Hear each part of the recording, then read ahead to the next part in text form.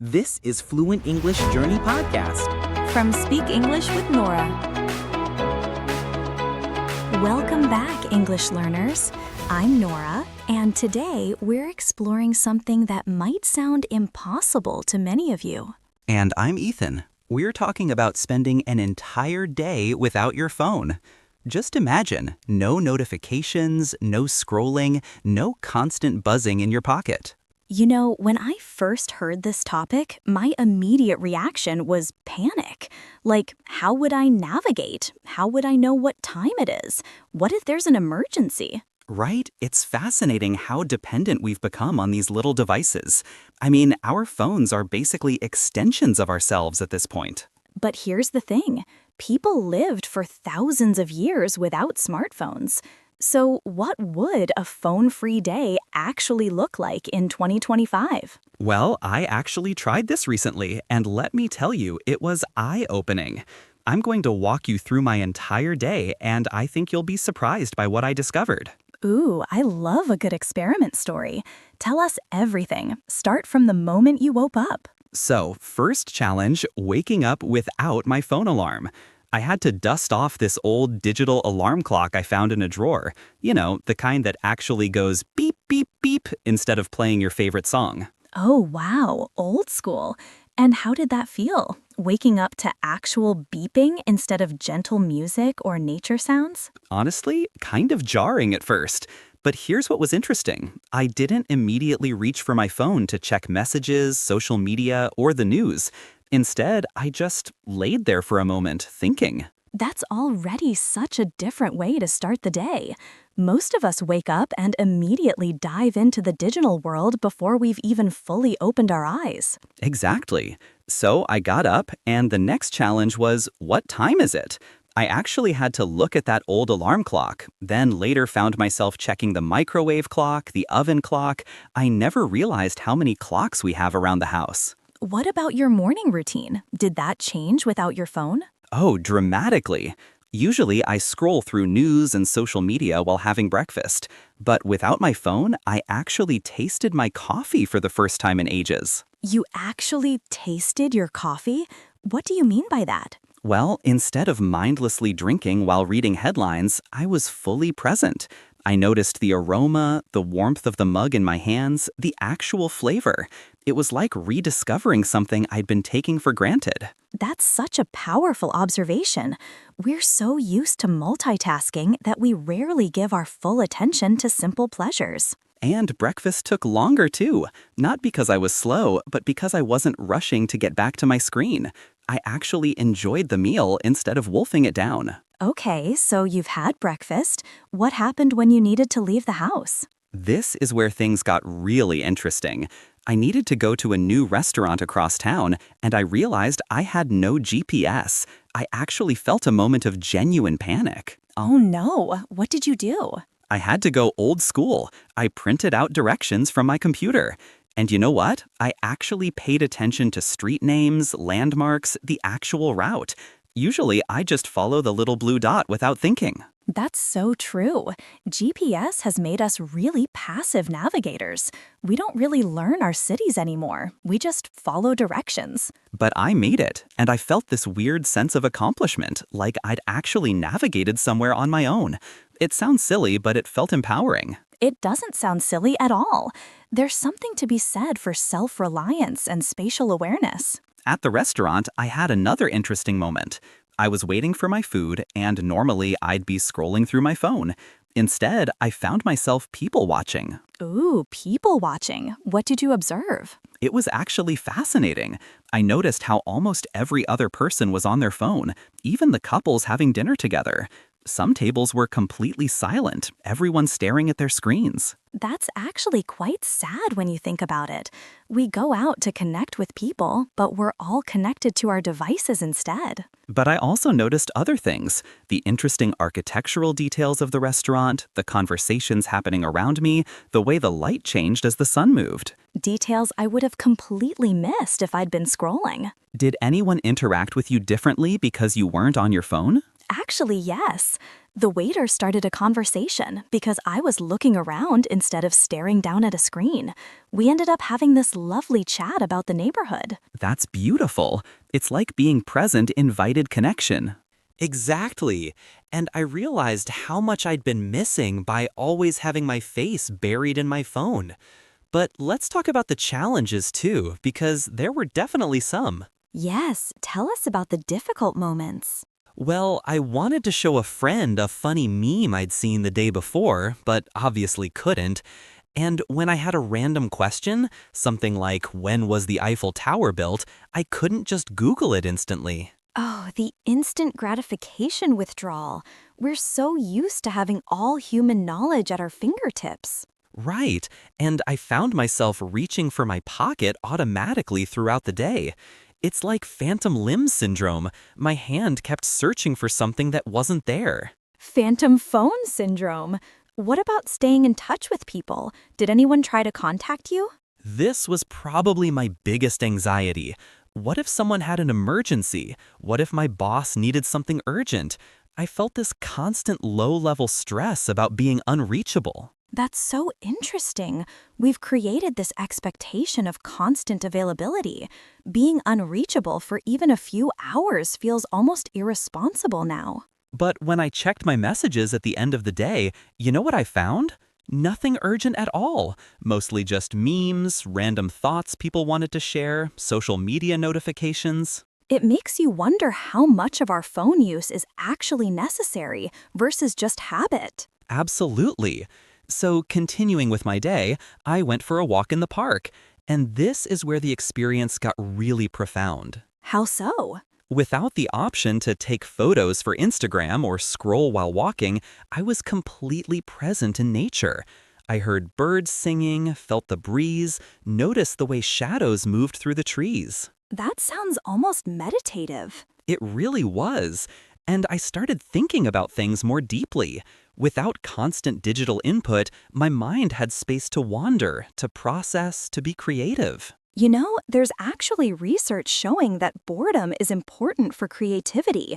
When our brains aren't constantly stimulated, they make new connections. I could feel that happening. I had ideas about projects I'd been stuck on, solutions to problems I'd been avoiding. It was like my brain finally had permission to think. What about the evening? How did you spend your time without the usual Netflix and scroll routine? I actually picked up a book I'd been meaning to read for months. And instead of reading a few pages before getting distracted by my phone, I read for 2 straight hours. 2 hours? That's like a superpower these days. It felt like it. My attention span felt so much longer without the constant ping of notifications. I got completely absorbed in the story in a way I hadn't experienced in years. It's like our phones have trained us to have shorter attention spans. We're always anticipating the next distraction. And bedtime was interesting too. Usually, I scroll through social media until I fall asleep, but without that option, I just went to sleep. And I fell asleep so much faster. That makes sense. Blue light from screens can interfere with our natural sleep patterns. I woke up the next morning feeling more rested than I had in weeks. It made me realize how much my phone was affecting my sleep quality. So, after this full-day experiment, what were your biggest takeaways? Well, first, I realized how much mental space my phone was occupying. Even when I'm not actively using it, part of my brain is always anticipating notifications. Like background processing that we're not even aware of? Exactly. And without that constant buzz of digital input, I felt more calm, more focused, more present. Colors seemed brighter, conversations felt deeper, food tasted better. It's like you turned up the volume on real life by turning down the digital noise. That's a perfect way to put it. I also realized how many automatic phone checking behaviors I have. Waiting in line, walking between rooms, commercial breaks. I reach for my phone dozens of times without thinking. We've developed these little micro-addictions to stimulation. Any moment of potential boredom gets immediately filled with scrolling. And I think we're losing something important when we do that. Those quiet moments, waiting, walking, just sitting, that's when our minds process things, when we have insights, when we truly relax. Did the experience change any of your habits going forward? Absolutely. I now have a phone-free hour every morning and evening. It's become my favorite time of day. And what do you do during those phone-free hours? Morning, I have coffee mindfully, maybe do some stretching, plan my day in my head. Evening, I read, take a bath, or just sit quietly and reflect. That sounds wonderful. Have you tried any other phone-free activities? Yes, I started taking phone-free walks. Instead of listening to podcasts or music, I just walk and think. I notice so much more about my neighborhood now. You know, this whole conversation is making me want to try this myself. But I have to admit, the idea still makes me a little nervous. The anxiety is totally normal. Maybe start small. Try an hour, then a few hours, then work up to a full day. That's good advice. What would you say to someone who's hesitant to try this? I'd say the benefits are really worth the temporary discomfort.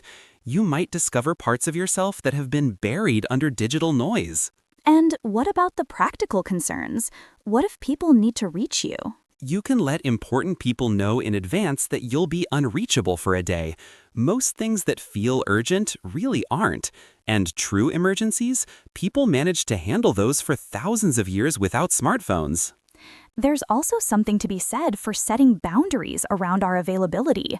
We don't owe everyone immediate access to us 24/7. Exactly. A phone-free day can actually improve your relationships by making your phone time more intentional. Instead of mindless scrolling, you use your phone deliberately to actually connect with people you care about. Did you notice any changes in how you use your phone after the experiment? Oh, definitely. I deleted social media apps from my phone. If I want to check them, I have to use my computer, which makes it much more intentional. That's a smart strategy. I also turned off most notifications. My phone doesn't buzz every time someone likes a photo or sends a non-urgent message. The silence is golden. These are such practical tips for anyone listening who wants to develop a healthier relationship with their phone. And here's something interesting. After doing regular phone-free periods, I actually enjoy my phone time more. It's like fasting makes food taste better. What do you mean by that? When I do check social media or watch videos, I'm more selective and present. Instead of mindless scrolling, I'm actually engaging with content that interests me. So it's about mindful technology use rather than complete avoidance. Exactly. The goal isn't to go back to the Stone Age. It's about using technology intentionally rather than being used by it. Now, let's be realistic. What are some challenges people might face when trying a phone-free day? Well, FOMO is real. Fear of missing out on news, social updates, work messages. You might feel disconnected at first. But maybe that disconnection from digital chaos allows for better connection with ourselves and our immediate environment. That's exactly what I found. I felt more connected to my own thoughts, feelings, and the physical world around me. Any other challenges? Logistics can be tricky. No GPS, no instant access to information, no ability to split bills with apps. But there are always workarounds if you plan ahead. And those workarounds might actually be more engaging ways of solving problems. Yes, like asking for directions and having conversations with strangers, or actually doing math to split a bill. These little interactions and mental exercises can be surprisingly satisfying. You know, listening to your experience, I'm struck by how much our phones have changed not just what we do, but how we think. That's so true. We've outsourced so much of our mental processing to these devices. Memory, navigation, calculation, even decision-making. And maybe we're losing some important cognitive skills in the process. I think so. But a phone-free day reminds you that your brain is actually pretty amazing on its own. You can remember directions, solve problems, entertain yourself. It sounds like it's almost like exercise for your brain. That's a great analogy. Just like physical exercise makes your body stronger, phone-free time can make your mind more resilient and creative. Okay, so for our listeners who are inspired to try this, what's your recommended approach? Start with a few hours on a weekend. Turn your phone off completely and put it in another room. See how it feels to be truly disconnected. And maybe plan some activities that don't require a phone. Exactly. Reading, cooking, gardening, art projects, face-to-face conversations. Activities that engage your hands, mind, and senses in the real world. And be patient with yourself if it feels uncomfortable at first. Like any new habit, it takes time to adjust. The discomfort is actually valuable information. It shows you how dependent you've become on digital stimulation. What about work considerations? Many people feel they can't be unreachable because of their jobs. True emergencies are rare, but if you're really concerned, you could try this on weekends first, or let colleagues know you'll be checking messages at specific times rather than constantly. Setting boundaries around work communication is actually healthy for everyone involved. And you might be surprised how little you're actually needed during off hours. Most workplace emergencies can wait a few hours. Before we wrap up, let's talk about the vocabulary we've used today. We mentioned eye-opening, meaning something that makes you see things differently. Jarring, something harsh or shocking that disturbs you. And phantom limb syndrome, when you feel sensations from something that's no longer there.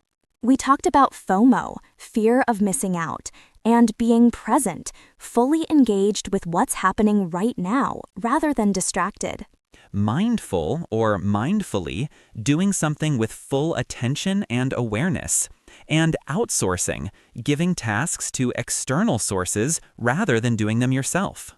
We also used workarounds, alternative solutions when the usual method isn't available. And setting boundaries, establishing limits on what you will and won't accept or do. So, are you ready to try a phone-free day? Or maybe just a phone-free hour to start? Let us know in the comments how it goes.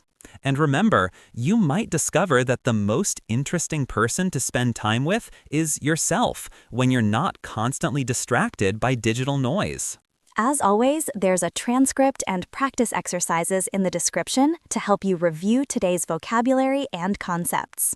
Thanks for joining us today, English learners. Keep practicing, stay curious, and maybe try staying present too. Until next time, keep exploring the world through English, both digital and analog. Thanks for listening. Don't forget to like, subscribe, and check out my other videos to keep improving your English. See you next time.